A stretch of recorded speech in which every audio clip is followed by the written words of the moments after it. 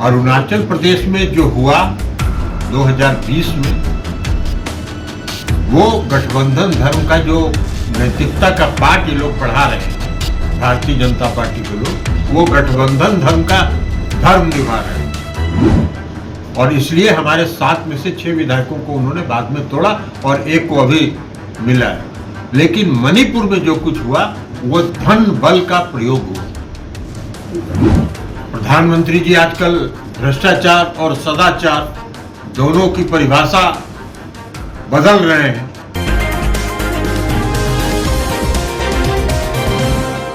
मणिपुर में जिस तरीके से जदयू के 5 विधायकों को तोड़ के बीजेपी में शामिल करा लिया गया, उसके बाद जदयू के राष्ट्रीय अध्यक्ष लल्लन सिंह ने बड़ा बयान दिया है और उनका साफ कहना है कि बीजेपी जो है वो तोड़ मरोड़ की राजनीति करती है। कहीं ना कहीं देखा जाए तो पहले भी हमारे विधायकों को तोड़ा गया है और कहीं ना कहीं फिर से एक बार तोड़ा है। कहीं ना कहीं बीजेपी जो है वो काफी गलत कर रही है। आने वाले दिनों में भारी पड़ेगा बीजेपी को ये।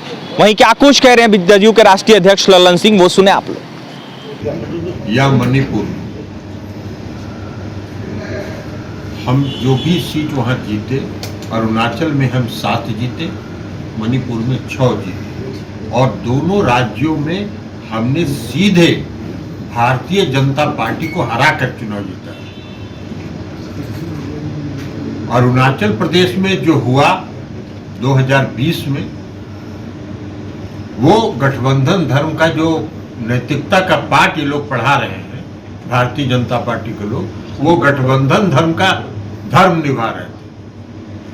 और इसलिए हमारे 7 में से 6 विधायकों को उन्होंने बाद में तोड़ा और एक को अभी मिला है। लेकिन मणिपुर में जो कुछ हुआ वो धन बल का प्रयोग हुआ। और प्रधानमंत्री जी आजकल भ्रष्टाचार और सदाचार दोनों की परिभाषा बदल रहे हैं। जहां धन बल का प्रयोग जो कर रहे हैं वो सदाचार है। और विपक्षी पार्टियां अगर 2024 के चुनाव को लेके अगर एक मंच पर आ रही है तो वो भ्रष्टाचार है। वाह! तो प्रधानमंत्री जी भ्रष्टाचार और सदाचार का आजकल परिभाषा बदल रहे हैं। जितने दागी लोग भारतीय जनता पार्टी में चले जाएं वो साफ सुथरे धुले हो जाएंगे। सर, एक सवाल ये भी है सर कि चूंकि नीतीश कुमार की भूमिका राष्ट्रीय स्तर पर बढ़ने वाली है, तो आपको लगता है कि जो आपके पार्टी के विधायकों के साथ हो रहा है झटका है? वो जितना चाहे प्रयास कर ले, लेकिन जनता दल यूनाइटेड राष्ट्रीय पार्टी बनेगी 2023 में। और सर पीएम का सपना देखे पार्टी बचाए पहले। भारतीय जनता पार्टी तो अभी तो आपको बता तो दिए, पार्टी तो हमारी बची हुई है। प्रधानमंत्री बिहार में 2015 के चुनाव में 42 आम सभा किए थे और सीट आई थी 53।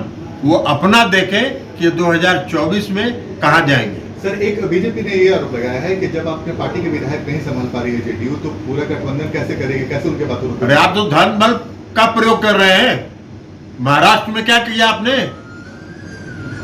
दिल्ली में अभी आप क्या कर रहे हैं, झारखंड में क्या कर रहे हैं, मध्य प्रदेश में क्या किया था आपने, ये सब देख रहा है, देश देख रहा है। हमारी चिंता वो छोड़ दें, अपनी चिंता 2024 की करें।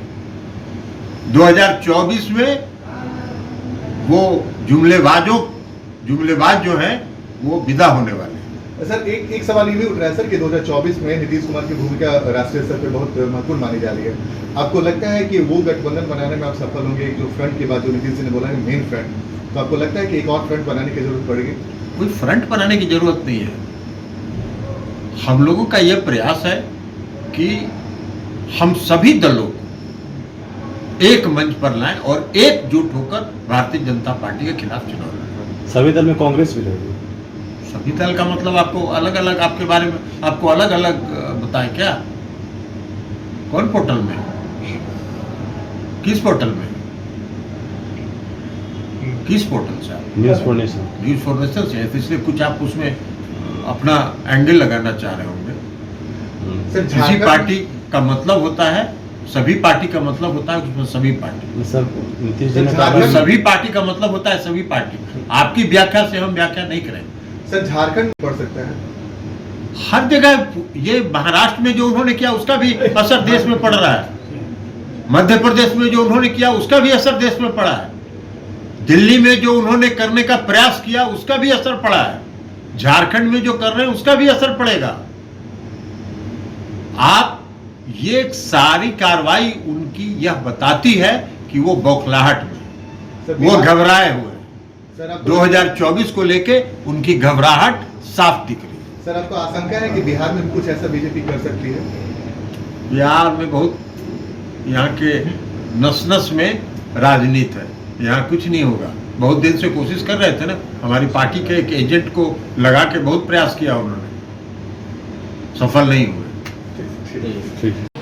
तो आपने सुना जदयू के राष्ट्रीय अध्यक्ष लल्लन सिंह थे, उनका साफ कहना था कि बीजेपी जो है वो तोड़ मरोड़ की राजनीति करती है। और वहीं जदयू के 5 विधायक जिस तरीके से मणिपुर में टूटे हैं उसको लेकर उनका साफ कहना है कि आने वाले दिनों में बीजेपी को यह भारी पड़ेगा। और पहले भी अरुणाचल में हमारे विधायकों को तोड़ा गया है जब हम महागठबंधन में थे। फिलहाल क्या कुछ कहे थे लल्लन सिंह आपने सुना है। और भी तमाम खबरों के लिए बने रहे हमारे साथ। हमारे चैनल को सब्सक्राइब करें, पेज को लाइक करें। बहुत बहुत धन्यवाद।